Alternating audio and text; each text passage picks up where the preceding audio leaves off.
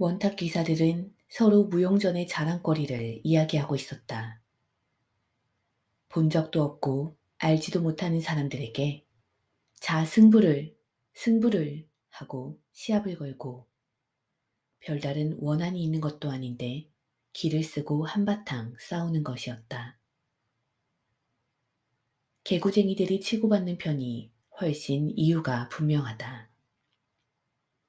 나는 언젠가 전혀 알지 못하는 소년들이 마침 걸어가다가 마주쳐 어느 쪽이라 할 것 없이 내가 너보다 강하단 말이야 하고 갑자기 싸움을 시작하는 것을 본 일이 있다.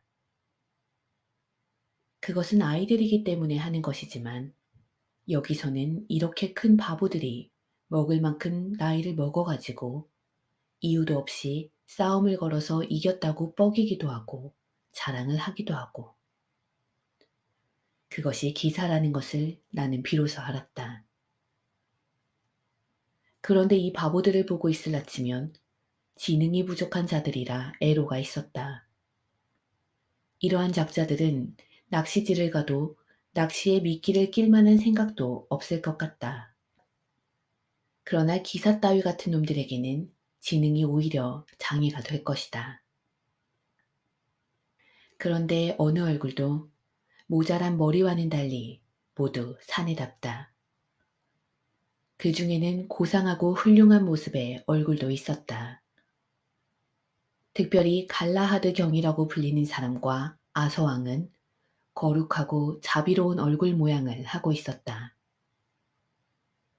그리고 호수의 기사 랜슬롯 경의 큰 몸집과 여유 있는 동작에는 당당한 관록이 보였다. 나를 여기에 끌어온 K 경이 일어서서 이야기를 시작했다. 소생이 9명의 이국인들에게 둘러싸여 괴로운 싸움을 하고 있을 때 거기를 지나가게 된 것은 랜슬롯 경이었습니다. 랜슬롯 경은 단 혼자서 이국인들을 툭탁 하고 즉시로 쓰러뜨리고 그리고 소생에게 이렇게 말씀하셨나이다. 계경, 이 이국인들을 포로로 하여 그대의 공훈으로 할지어다. 뭘 소생의 싸움의 시작 같은 것은 아무것도 아니오 말씀하시지 말기를. 이거야 진정 기사 중의 기사. 랜슬롯 경이야말로 이번 공적의 주인공이로소이다. 그리고 정중하게 귀부인들에게 절을 한다. 별것이 아니다. 여자들에게 칭송을 받으려고 과장된 자랑거리를 이야기하고 있다. 랜슬롯 경의 도움을 받았다는 것은 다른 사람을 칭찬하여 사실은 자기가 한 것을 내세우는 것이 유행이니까. 외관상 보기 좋은 점수 따기 방법이다. 한심스러운 것이다. 나는 우스워서 싱글거리며 몸종인 클라렌스를 뒤돌아보니 클라렌스는 우울한 얼굴을 하고 계경은 허풍꾼 중에서도 큰 허풍꾼이며 지금부터 2000년이 지나도 저런 사람은 두 번 다시 나타나지 않을 것입니다. 이렇게 말하면서 흘끔흘끔 홀쪽을 바라보고 있었다. 거기에는 검은 가운을 걸친 흰 머리에 은근해 보이는 노인이 서 있었다. 눈곱을 붙인 멍청한 눈으로 홀을 둘러보고 있었다. 기분이 나쁜 작자다. 저기 있는 죽음의 신 같은 영감쟁이는 누구지? 나는 클라렌스를 쿡 찔러서 물어보았다. 마법사인 멀린입니다. 허풍쟁이인 저놈은 지옥의 악마도 폭풍우도 천둥까지도 마음대로 사용할 수 있어 모두가 무서워하고 있지요. 저렇게 싫은 놈은 또 없어요. 벼락이라도 맞고 뻗어버리면 좋겠어. 하, 하고 나는 생각했다. 그놈의 일에 대해서는 아서왕 이야기라고 하는 책에서 읽은 일이 있었다. 그것에 의하면 멀린의 부친부터가 인간이 아니다. 완전한 악마도 아니지만 좋다고는 도저히 말할 수 없는 놈으로서 공기 중에 살고 있는 꿈의 마귀의 아들인 모양이다. 그러나 어머니는 신앙이 깊은 사람이었던 모양이다. 멀리는 어릴 때부터 보통 인간과는 달라서 자기의 모습을 마음대로 변하게 할 수 있었다. 벤드라몬이라는 왕의 시대부터 왕의 최고 상담력이 되어 마법의 힘으로 때때로 왕을 도왔던 모양이다. 그 후 유더왕의 시대가 되어도 멀리는 왕의 특별한 취급을 받았다.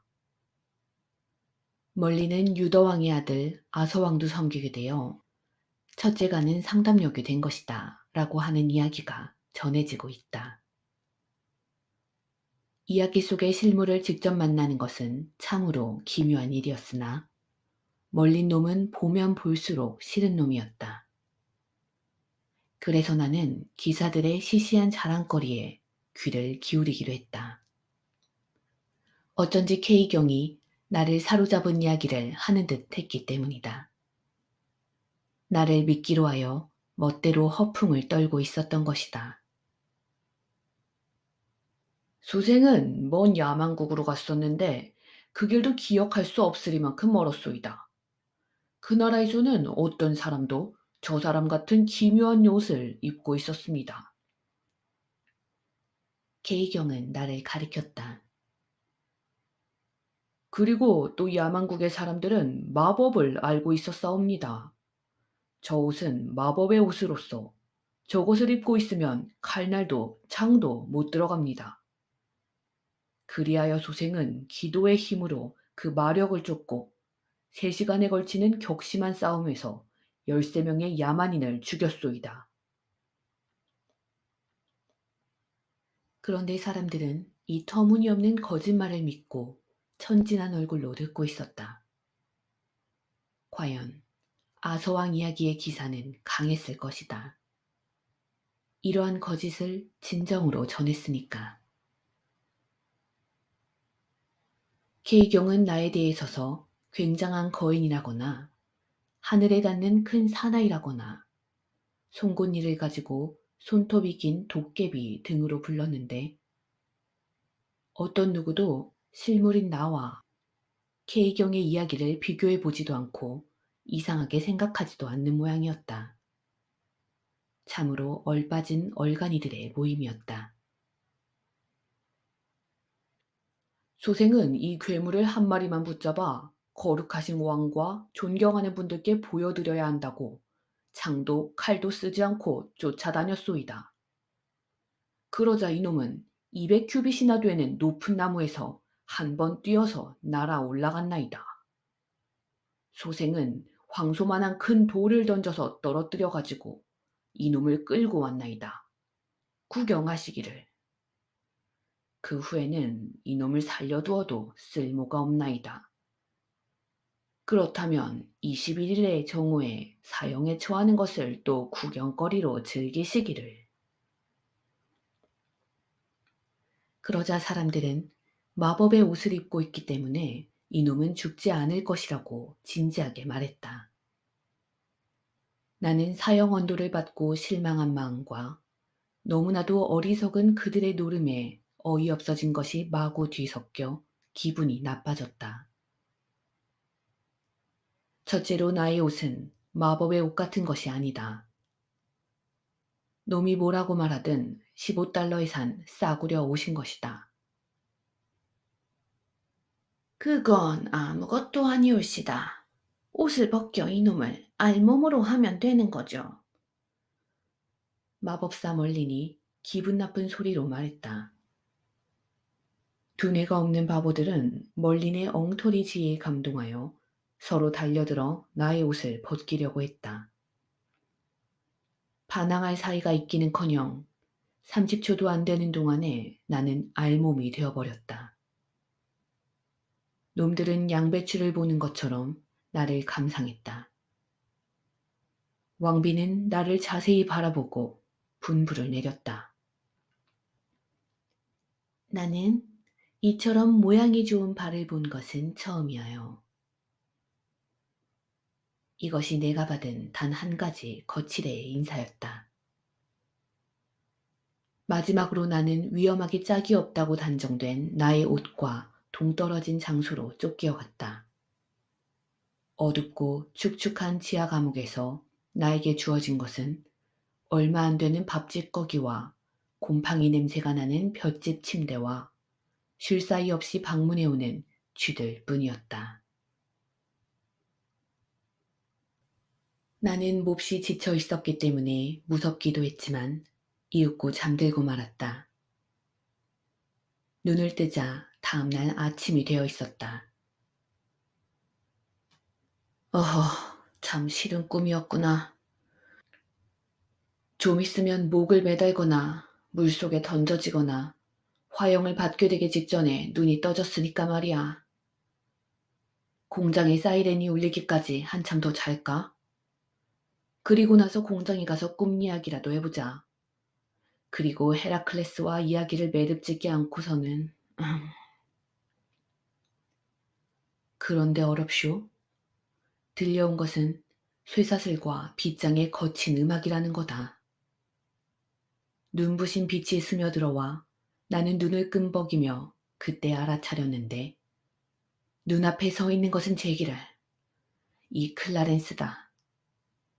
나는 놀라서 숨이 멎을 것 같았다. What? 네가 아직도 있었느냐? 꿈이여, 사라져버려라. 썩 사라져버려라. 그러나 클라렌스 놈은 기쁜 듯이 싱글벙글거리면서 내가 곤란을 당하고 있다는 걸 놀려대기 시작한다. 제기랄. 좋아. 꿈 같은 건 깨지 않아도 나는 허둥지둥 안 할 거다. 뭐? 어떤 꿈? 어떤 꿈이냐고? 정해놓은 거지? 내가 아서왕의 궁정에 있다는 것 분명한 꿈이다. 그래. 그리고 당신이 내일 화형이 된다는 꿈이지. 허흐. 나는 뜨거운 물에 데친 야채처럼 비참해졌다. 내버려둘 수는 없다. 꿈이든 그렇지 않든 화형을 받게 되는데 웃고 있을 수만은 없다. 있는 지혜를 다 짜내어 화형을 면하지 않으면 안 된다. 아, 클라렌스. 자네는 좋은 소년이야. 나의 단 하나의 친구다. 너는 나의 편이다. 그렇잖아? 도와줘. 여기서 도망칠 방법을 생각해주게. 침착하셔요. 도망친다? 아니, 아니. 복도에는 무장한 파수병이 있어요. 그렇겠지, 그렇겠지. 그러나 몇 사람 정도냐? 많지 않으면 좋겠는데. 20명은 있죠. 도망칠 희망은 요만큼도 없어요. 그리고 더 어려운 일이 있어서 말이야. 그것이 더 귀찮아요. 뭐냐, 그 어렵다는 것은. 그건 그렇지. 말 못해요. 도저히 말할 수 없지. 이봐, 자네 왜 그러지? 거드름 피우지 말게. 아니, 왜 떨고 있지?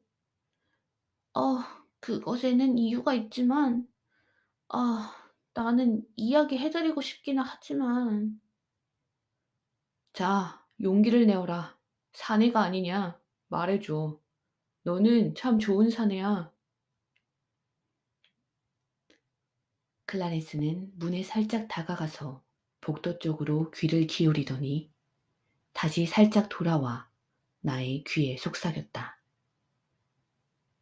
멀리니 무서운 마법의 저주를 이 지하 감옥에 걸었습니다. 이제 그 주문을 깨뜨리고 당신을 구원한다는 것 같은 크게 벗어난 생각을 가지는 자는 아무도 있지 않아요. 아, 하나님 살려주세요. 나는 짓거리고 말았어요. 나를 동정해 주십시오. 그리고 만약에 내가 당신에게 짓거린 것을 알면 나는 당장에 이 세상에서 끝장이다. 그리하여 나는 오래간만에 배를 움켜쥐고 웃었다. 멀린이 마법을 썼다고? 사기꾼 멀린이? 허풍쟁이고 비틀거리며 입이 엉킨 둔한 놈. 더 없는 어리석은 일이다. 바보 같은. 시시한 백치 같은 전응한 멍청이에 정신 나간 미신 같은 건 똥이나 먹어봐라. 그렇고 말고 멀린 얼간이 같은 놈. 그런데 클라렌스는 내가 짓거려대는 말의 절반도 끝나기 전에 겁을 집어먹고 뒤로 벌렁 나자빠졌다. 정신은 어디로 날아가 버린 모양이었다. 큰일이다. 당치도 않은 말을. 이제라도 이 벽이 무너져 우리들 위에 떨어집니다. 아, 빨리 그 말을 취소해줘요. 무슨 소리냐? 어리석겠으리. 나는 실망했는데 문득 좋은 일이 생각났다. 이 나라 사람들은 이렇게도 마음 깊이 미신이 강하다.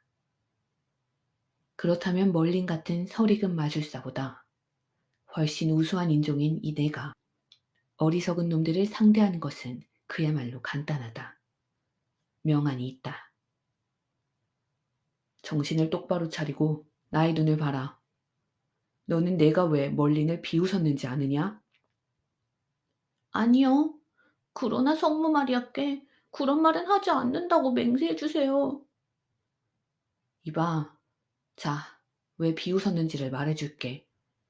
왜냐면 이 나야말로 마법사인 것이다.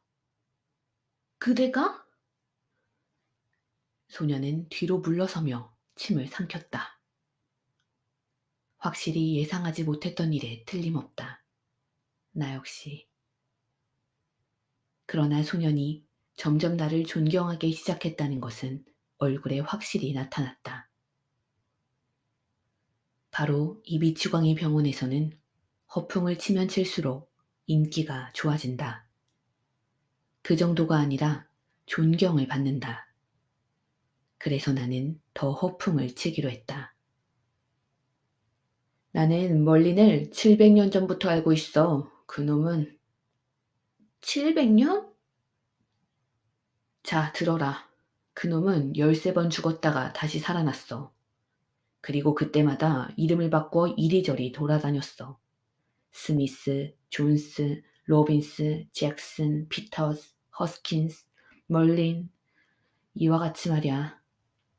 나는 300년 전에 이집트에서 멀린을 만났고 500년 전에 인도에서 만났어.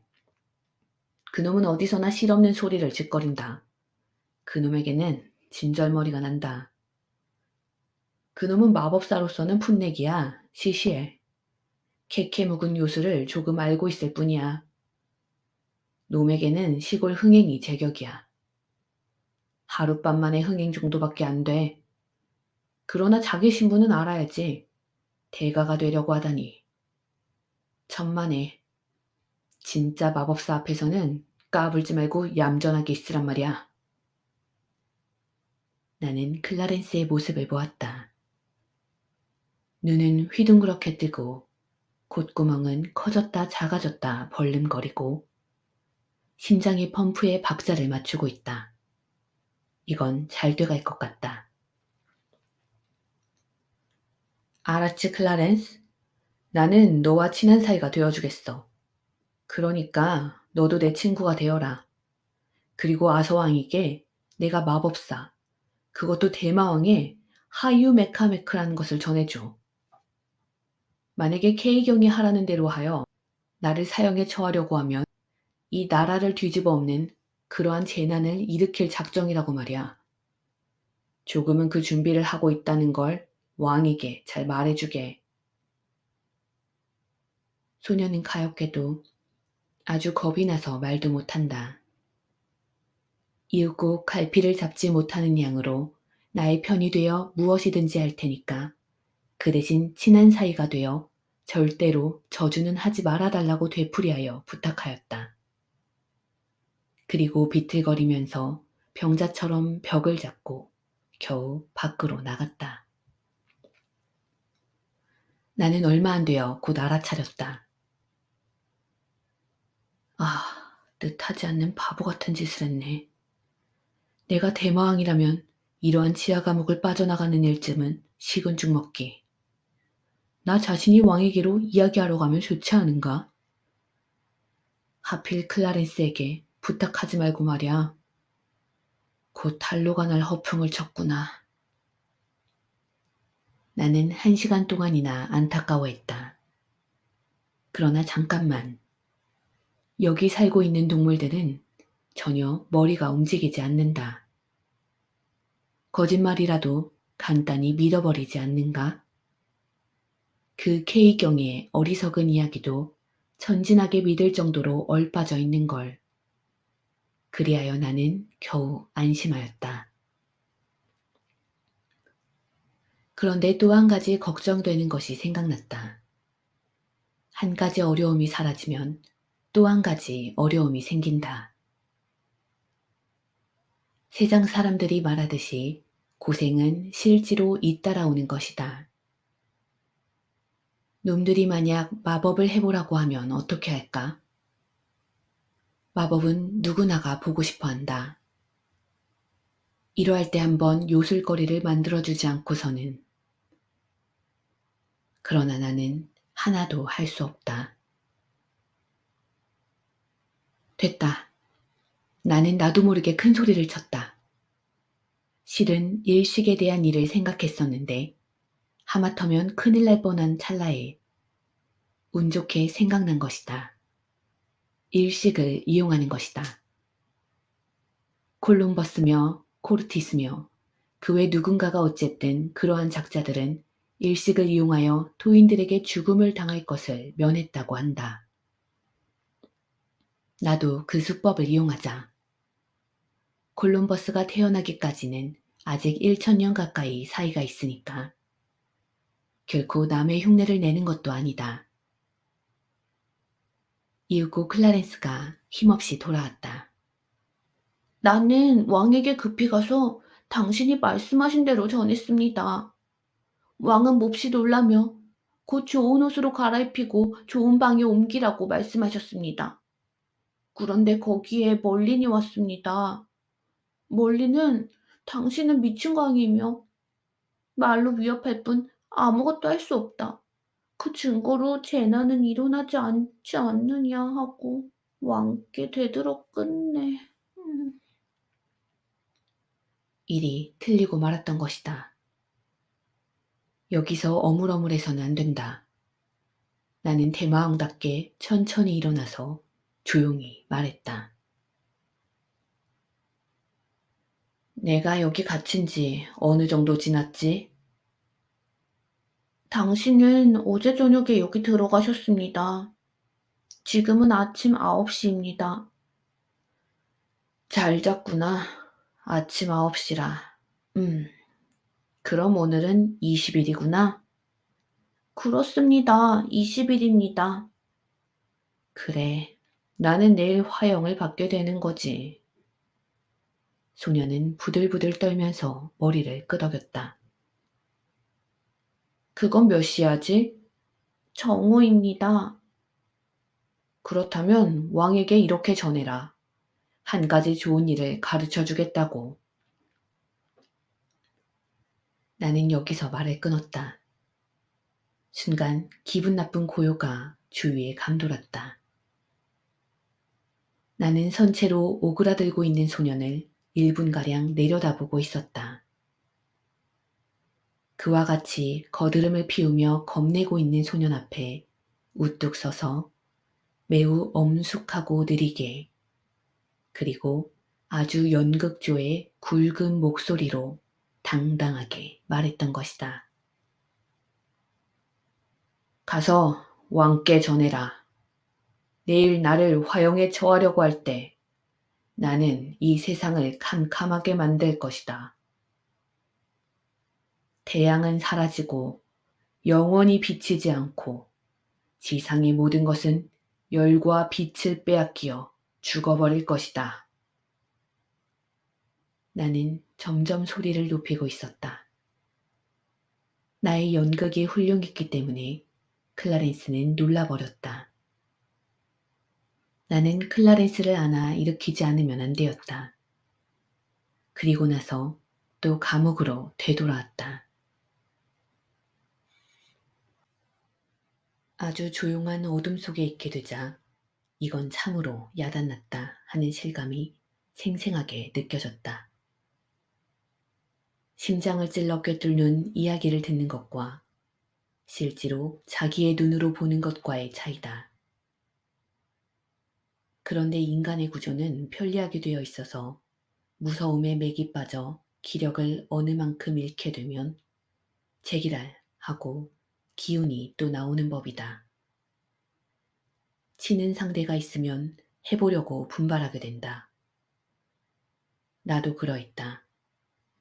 일식이 잘 되어가면 목숨이 늘어나는 것은 물론 나는 이 나라의 제일 높은 인물로 올라설 것이다.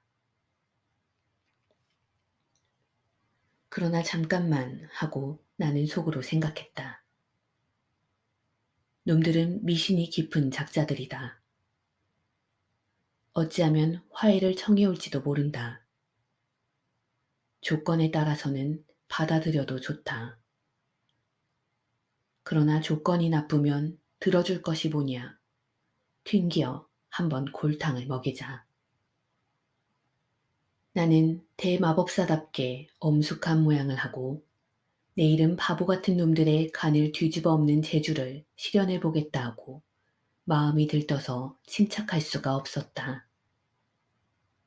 소풍날을 기다리는 것 같은 마음이었다. 내일 같은 좋은 날 모두 오케이다. 플레이 솜씨를 보라 하는 시기였다. 갑자기 지하 감옥의 문이 열리고 무장한 병사 몇 명이 나타났다. 화영이다. 나오너라. 화영. 나는 맥이 쑥 빠져서 위험하게도 정신을 잃기 시작했다. 단단한 덩어리가 목에 걸려 숨도 쉴 수 없다. 나는 겨우 소리를 짜냈다. 그건 잘못이다. 아, 내일일 텐데. 명령이 바뀌어 하루 앞당기게 됐다. 어서 나와라. 나는 겁을 먹고 어찌할 바를 몰랐다. 병사는 나를 부축하여 복도에 끌어냈다. 지하의 통로를 끌려가자 갑자기 눈부신 햇빛이 스며들고 거기서 곧 궁정의 가운데 마당으로 나왔다. 마당에 한 걸음 들어섰을 때 맨 처음 눈에 비친 것은 중앙에 서 있는 화영룡의 기둥이었다. 그 앞에는 장작이 산더미처럼 쌓여 있고 옆에 한 사제가 기다리고 있었다. 마당의 사방에는 층층대가 마련되고 구경꾼이 축제일처럼 화려한 차림을 하고 모여 있었다. 유명한 기사와 귀족들은 물론 아서왕과 왕비의 모습도 보였다. 그때 클라리스가 살짝 다가와서 잠옷 만족스러운 듯이 속삭였다. 마법의 힘을 나타내는 것은 빠른 편이 좋다고 생각하여 내가 형을 오늘 하도록 만들었어요. 굉장히 어려웠어요. 그러나 당신을 위하는 것이라고 생각하여 거절하는 사람들을 설득했습니다. 그러므로 마법으로 철저하게 위협해 주셔요. 그러면 당신은 자유의 몸이 되며 뿐만 아니라 굉장한 존경을 받습니다. 그러나 나는 날짜를 앞당기는데 고생했습니다. 나는 이처럼 말했습니다. 대마왕은 마력을 내일 나타낼 준비를 하고 있으니까 화영을 오늘 중에 해치우시오. 하고. 어떻습니까? 왕이나 멀린을 잘 속였지요? 나는 당신을 위한다고 생각하여 열심입니다. 이봐요. 이 일을 잊지 마세요. 절대로 잊지 마세요. 그리고 태양은 조금만 어둡게 하는 것으로서 충분합니다. 그것만으로도 효과는 만점입니다. 놈들은 틀림없이 간이 콩알만해질 겁니다. 당신에게 절하며 살펴달라고 할 것입니다. 그러나 해님을 깨뜨리지 않도록 부탁합니다. 나는 당신과 가장 친한 사이입니다. 나는 희망을 잃고 허망한 마음으로 클라렌스의 속삭임을 들었다. 아, 사람 좋은 클라렌스. 이게 무슨 짓이냐. 너의 친절이 오히려 나를 죽게 하는구나. 병사는 나를 마당의 한가운데에 끌고 나가 화영용의 기둥에 매놓았다. 장작이 내 무릎의 높이까지 쌓였다. 구경꾼들은 몸도 움직이지 않고 지켜보고 있다. 그야말로 죽음과 같은 고요다. 나는 눈이라도 가리운다면 1,000명의 구경꾼에게 둘러싸인 것이 아니라 홀로 거기 있는 것 같은 느낌이었을 것이다. 한 사형수가 활활 타는 횃불을 가지고 와 나의 앞에서 몸을 구부렸다. 사람들은 숨을 멈추고 침을 삼키며 눈을 접시처럼 하여 몸을 앞으로 내밀었다. 사제는 두 손을 들고 푸른 하늘을 우러러 라틴말로 경문을 외기 시작하였다. 나는 눈을 감고 각오를 했다. 2분이 지나고 3분이 지나고 눈을 떠보니 사제는 위험을 부린 채 서 있었다. 구경꾼 4,000명도 멍하니 하늘을 우러러 서 있지 않는가? 무슨 일일까? 하고 나도 하늘을 보았다. 그러자 이건 또 일식이다. 일식이 시작되고 있다. 나는 너무나 기뻐서 정신을 잃을 뻔했다. 태양의 표면에 검은 태가 점차로 넓어간다. 나의 심장은 굉장히 큰 소리로 울렸다. 모두가 움직이지 않고 하늘을 지켜보고 있다. 그리고 다음 순간 그 눈은 나에게로 집중되었다. 자, 정신을 차리지 않고서는. 나는 엄숙한 몸짓으로 두 팔을 태양을 향해 쳐들었다. 일생일대의 당당한 나의 모습을 보여주었다. 사람들은 당황해 있다. 그때 외침 소리가 들렸다. 빨리 불을 붙여라. 하고 멀린이 외친 것이다. 그러나 붙여서는 안 된다. 하고 곧 아서왕이 힘찬 소리로 중지시켰다. 멀리는 자리에서 튀어나왔다. 자기 자신이 불을 붙일 작정인 것이다. 나는 힘껏 위엄있게 외쳤다. 움직이지 말아라. 반항하는 자는 비록 국왕일지라도 즉시로 번개로 태워 죽이겠다. 사람들은 모두 숨을 죽이고 어깨를 움츠렸다. 멀린조차도 굴 속에 들어가는 쥐처럼 살금살금 돌아갔다. 나는 마음을 놓았다. 잘 됐구나. 아서왕의 소리가 울렸다. 제발 자비로써 재난을 중지해 주소서.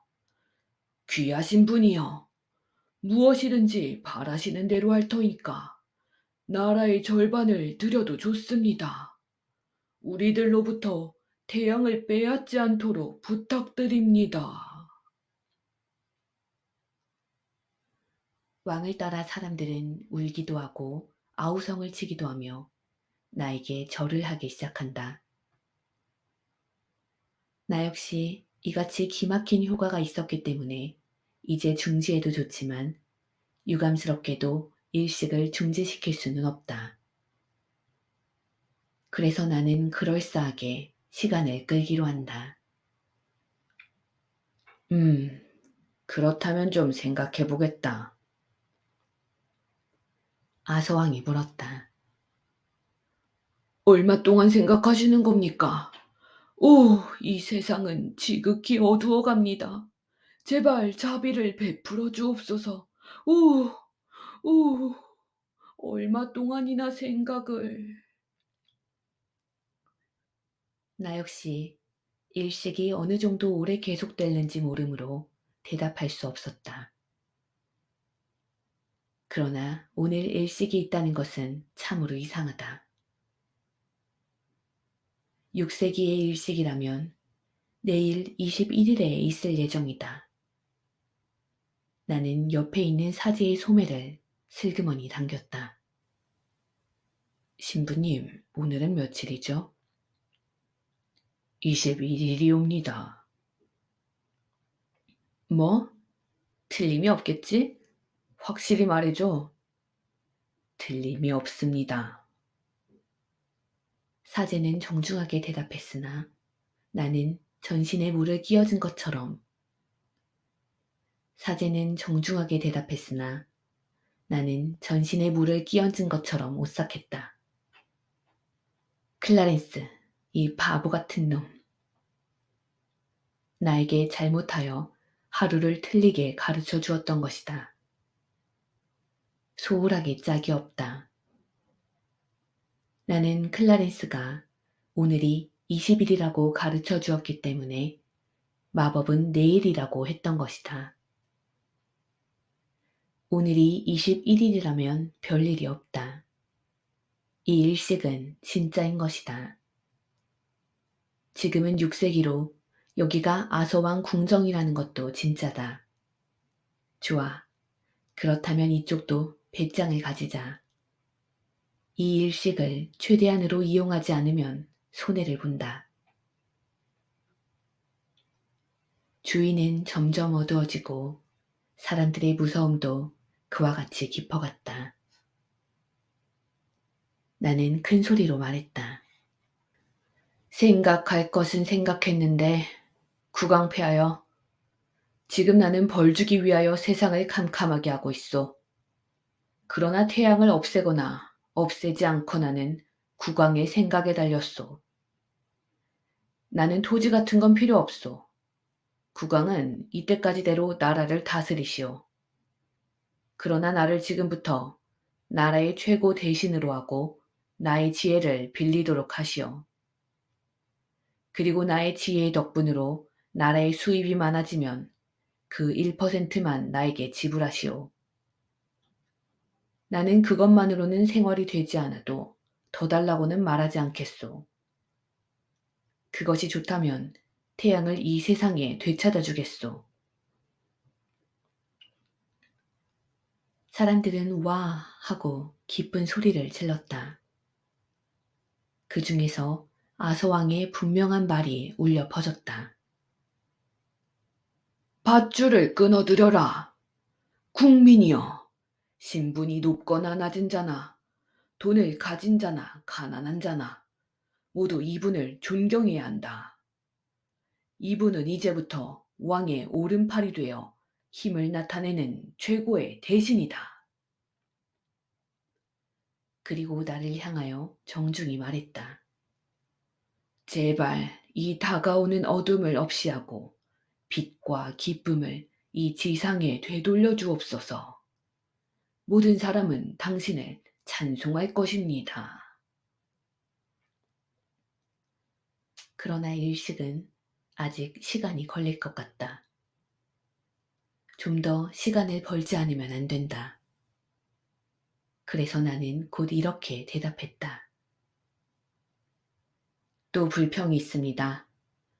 적어도 나라의 중신인 나를 벗겨놓은 채로 있게 하다니 무례하기 짝이 없소. 왕의 수치도 될 것입니다. 나의 옷을 돌려주시오. 그 옷은 그대에게 적당하지 못합니다. 여봐라, 왕족이 입는 상등품을 곧 가져와라. 왕은 즉시 신하에게 지시를 했다. 내가 6세기 풍의 이상한 모양의 옷을 고생하며 입고 있는 동안에 주위는 점점 어두워졌다. 사람들은 무서움에 떨면서 새까만 하늘에 빛나는 별을 보고 불어오는 바람에 몸을 떨었다. 일식은 지금이 절정이다. 기회를 놓치지 않고 나는 바른 손을 높이 쳐들고 엄숙하게 말했다. 마법이여 풀리어라. 조용히 사라져라.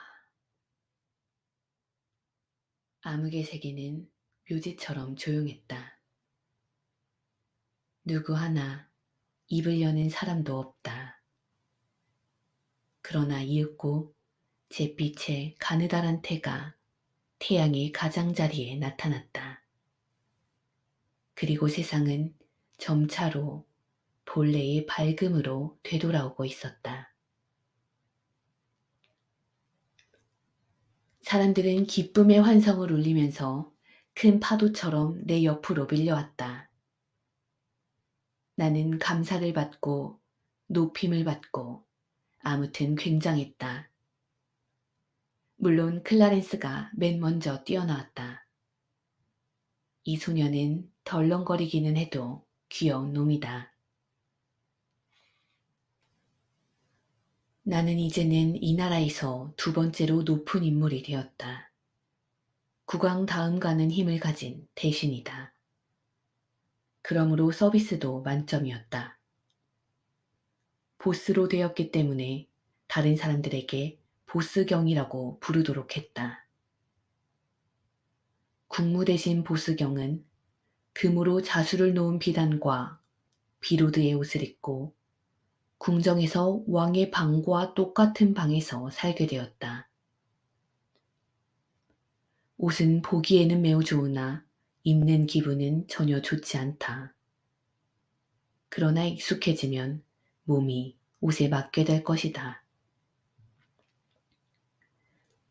집도 다만 넓을 뿐이며 일일이 조각한 큰 의자 역시 보기에는 좋으나 앉는 기분이 나쁘기로는 말도 할 수 없다. 게다가 얼마나 불편한지 비누도 성냥도 없다. 거울도 없다. 사람을 부르는데도 초인종이 없다. 하인은 많았으나 모두 옆방에 황송해하며 있기 때문에 용무가 있을 때마다 부르러 가지 않으면 안 된다. 물론 가스등도 촛불도 없다. 하숙집에서 볼 수 있는 접시에 싸구려 버터 같은 기름을 담은 것을 방 안의 벽에 많이 걸어놓고 그것에 누더기를 넣어 불을 붙이면 그것이 조명이 되는 것이다. 밤의 외출에는 횃불을 든 대여섯 명의 하인이 뒤를 따른다. 책도 종이도 펜도 잉크도 없다. 놈들이 창문이라고 말하고 있는 것에는 유리 한 장 끼어 있지 않다. 유리란 놈은 시시한 것이지만 정작 없으면 참으로 귀중품이라는 것을 금방 알 수 있다. 가장 곤란한 것은 설탕도 차도 커피도 담배도 없는 것이었다. 마치 무인도의 로빈슨 크루소와 별로 다름이 없었다. 그러므로 머리와 손을 사용하여 여러 가지로 편리한 것을 만들기로 했다. 이것은 나의 장기였다.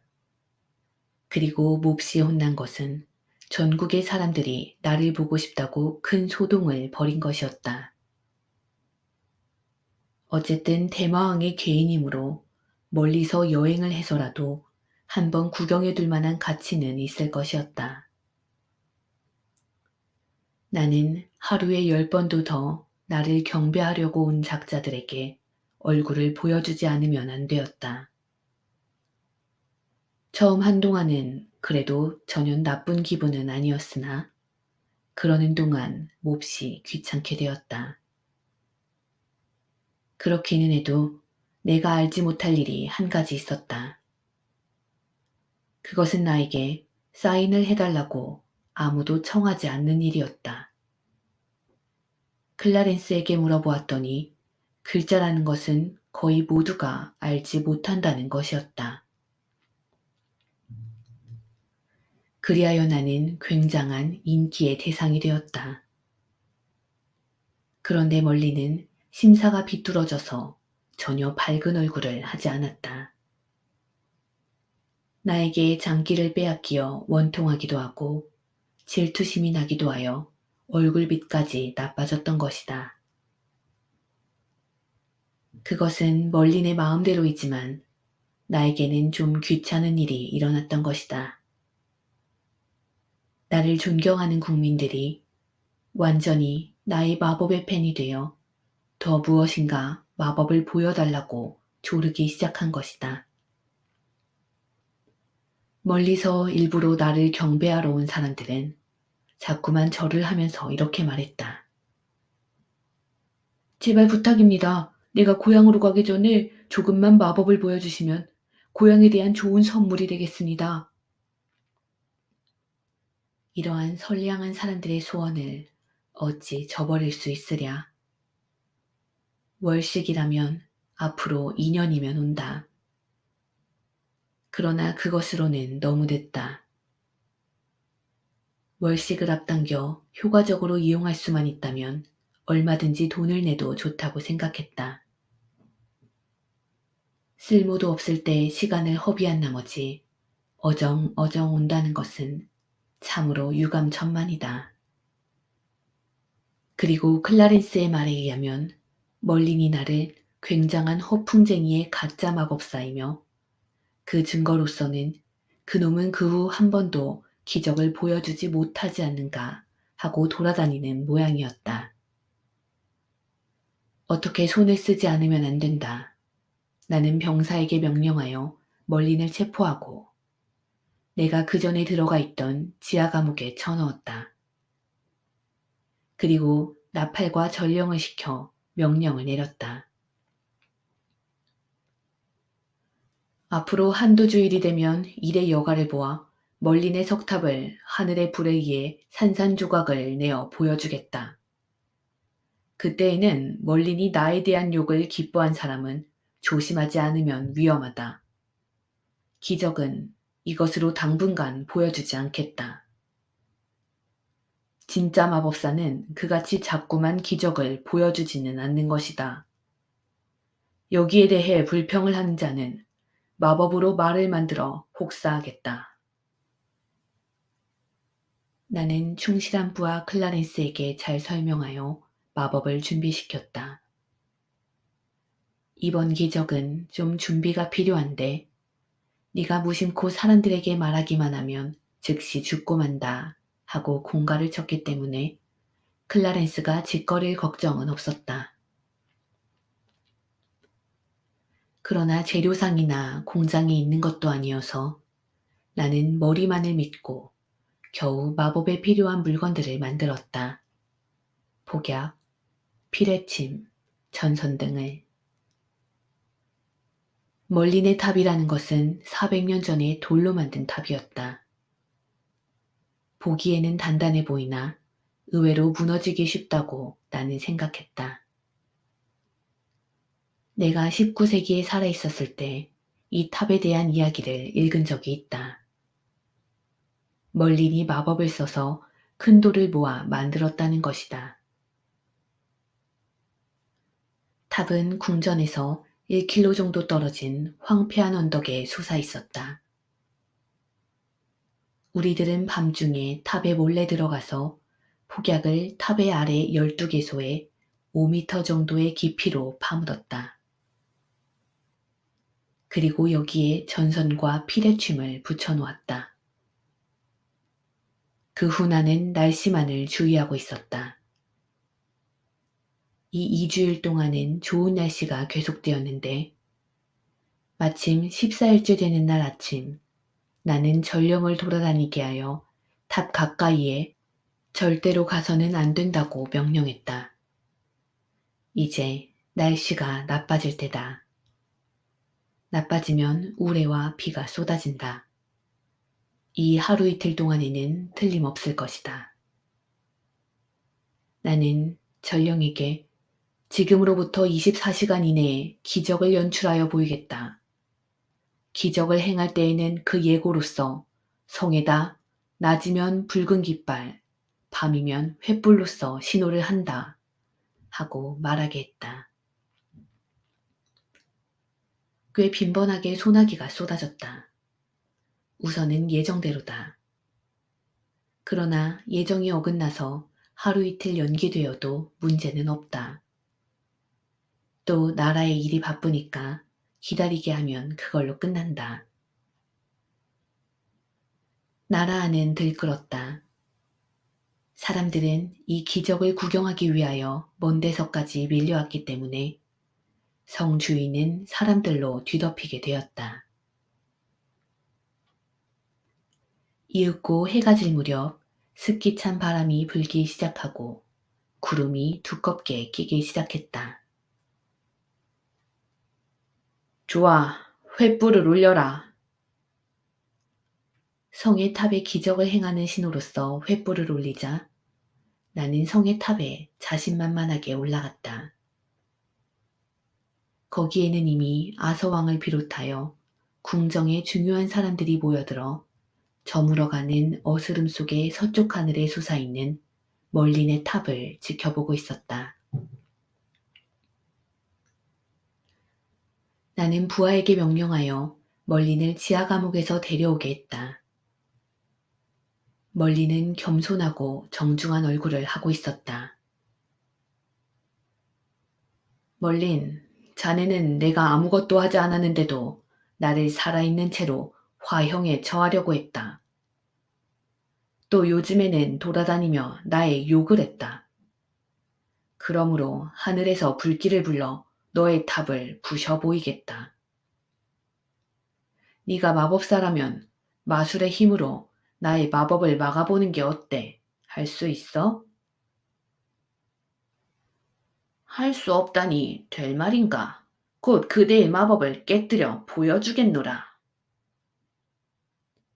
멀리는 지붕의 돌에 손가락으로 몇 개나 둥근 원을 그리고 그 속에서 한 줌의 가루를 불태웠다. 이상한 연기가 하늘에 올라갔다. 기분 나쁜 놈이다. 사람들은 무서워서 슬금슬금 뒤로 물러서기 시작했다. 멀리는 입속말로 중얼중얼 주문을 외면서 두 손으로 공기를 잡는 모양을 하고 그리고 뱀처럼 몸을 꿈틀거리며 기도를 시작했다. 허공에 손발을 내저으며 처음에는 천천히 했으나 점차로 미친 것처럼 심하게 흔들고 나중에는 돌아가는 풍차처럼 두 손을 마구 흔들어댔다. 그동안에도 바람은 점점 세게 불어대었다. 횃불은 이리저리 흔들리고 어두움을 벽에서 춤추게 했다. 주위가 어두워졌다. 갑자기 큰 빗방울이 쏴 하고 퍼부어졌다. 어둠을 쬐고 번개가 번쩍이었다. 자, 드디어 나의 차례다. 때는 다가왔다. 피뢰침은 전기를 띠기 시작한 것이 틀림없다.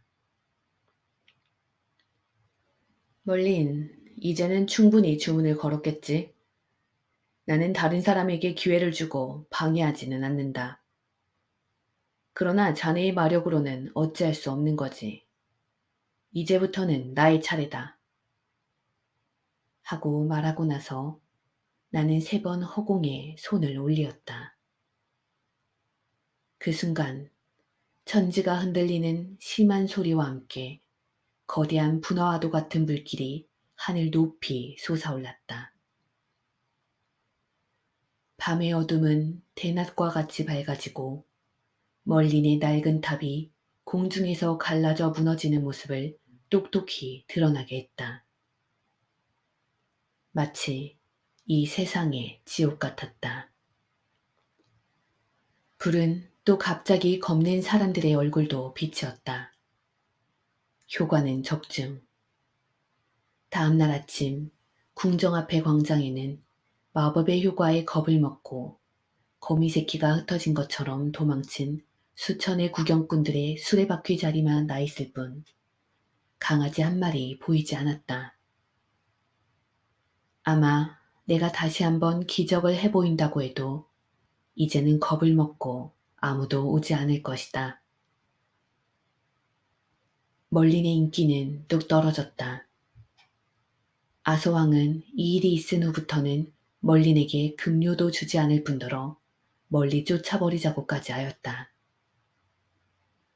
그러나 나는 그것을 말리고 멀린의 낡은 탑을 부셔버린 대신 나라에서 새로운 탑을 만들어 줍시다 하고 말했다.